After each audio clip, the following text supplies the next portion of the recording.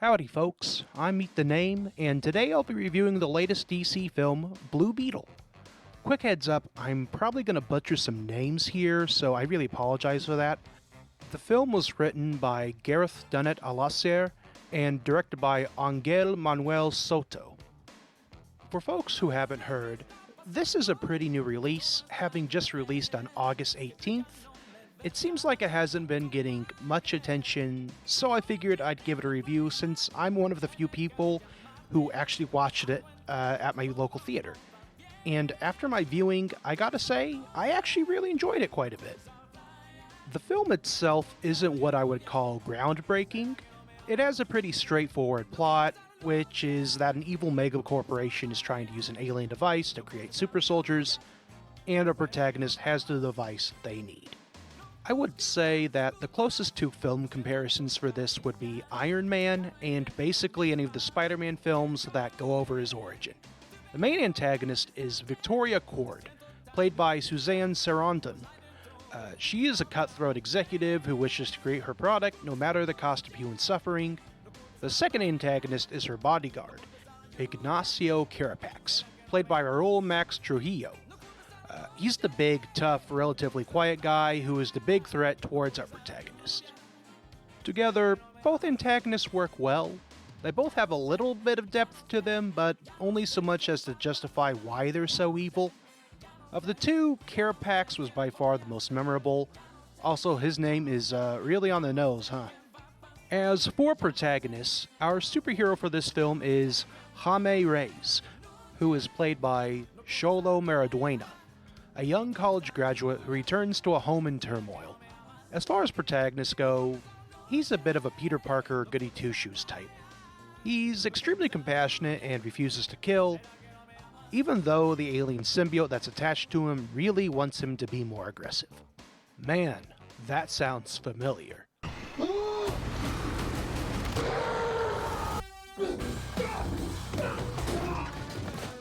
Sammy's got a knife! Yeah. Activating instant kill. No. I don't want to kill anybody. Deactivating instant kill. For what the character is, Xolo does a great job at playing him. He's emotive and also has good comedic pacing, which can honestly be said for just about everyone in the film as well, especially the entire Reyes family, because guess what? Family is the greatest superpower of all. Seriously though, I'm a sucker for films where the protagonist uses the power of family. It punches me in the gut every time, and I just can't get enough of it. Jaime's father, mother, sister, and grandmother are all great characters, and they behave like a family should. They talk smack to one another, get on each other's nerves, and when push comes to shove, they help one another out. Oh, I also left one out. Jaime's uncle, Rudy, played by the George Lopez. As it can be expected, he's the comedic relief character. Rudy's a paranoid conspiracy theorist inventor who loves his truck and his family. Personally, I was glad to see George Lopez again. It was hard for me to remember when the last time was when I actually saw him in a film. Apparently he's been doing a lot of voice acting work, so while I haven't seen him, I'm sure I've been hearing his voice elsewhere. I could say that he did steal the show for me, but that could also be due to years of psychological conditioning from seeing the George Lopez show late at night.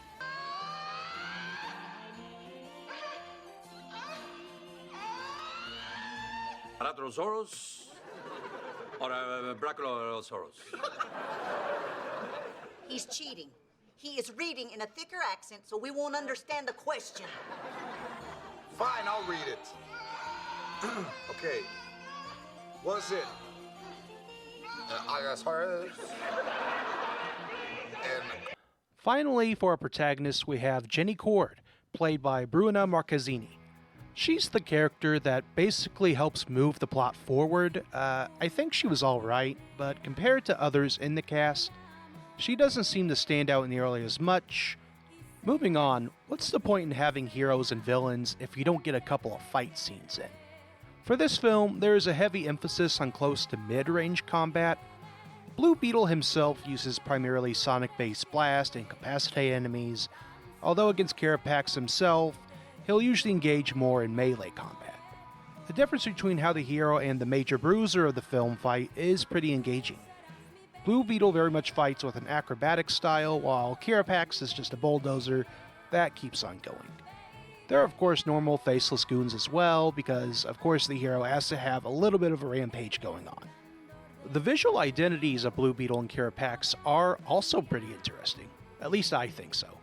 Carapax himself seems a bit generic, like just a suit of power armor, but Blue Beetle has a sort of Sentai looking feel to him, like he could have been a Power Ranger. Basically, these two are perfect for action figures, which McFarlane has already made a bunch of. Oh, by the way, if you want your Blue Beetle figure to have all his cool weapons, you're gonna have to shell out at least $50. Don't get me started on action figure pricing, or else this video will be even longer. Moving on, the film is also pretty nice to look at. There aren't many exotic places to see, as it mostly takes place in Palmero City, which is clearly under tight control by the Cord Corporation. That isn't to say that it's a bad thing, as the smaller scope and scale allows for the audience to acclimate to the environment and start to see Palmero as a character itself. A city that is divided by rich and poor, where imperialistic capitalists are slowly taking everything from those who already have so little. And that, I think, is a big strength to the film. Unlike some superhero films that attempt commentary, there are clear-cut, socially conscious messages in this film that don't seem to just dance around the point. There are no uses of fictional concepts to make points, like using space aliens as stand-ins for refugees, or gods to represent the rich and powerful. Things are very much rooted in mundane, everyday evil, with some comic book villainy to balance out the reality of things. It's an aspect that also really made me like James Gunn's take on the Suicide Squad, because it also was rooted in sort of these real-world circumstances that we don't really talk about much. Speaking of other DC properties, this film, for the most part, stands on its own. There are some small references towards Batman, Superman, and the Flash existing in the universe, but they are never seen or involved at all in the plot. This is a Blue Beetle-only show. Wonder Woman's theme won't suddenly jump scare you, so you can microwave your babies in peace.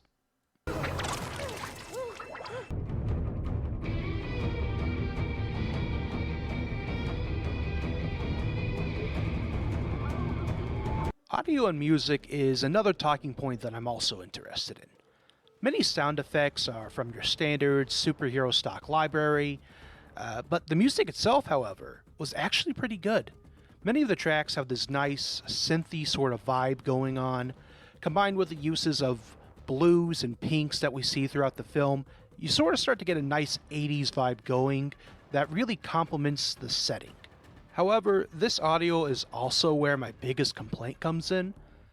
During some points, you will have the synth music playing over loud effects like explosions, while Blue Beetle attempts to speak at the same time, and it all just sort of sounds garbled together and hard to understand. Almost like the sound mixing to one of my videos. But it's still more professional. The entire film isn't like this, by the way, but it becomes really noticeable, especially during big fight scenes.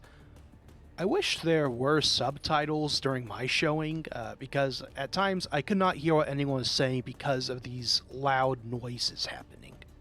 But overall, I think Blue Beetle was a highly enjoyable film.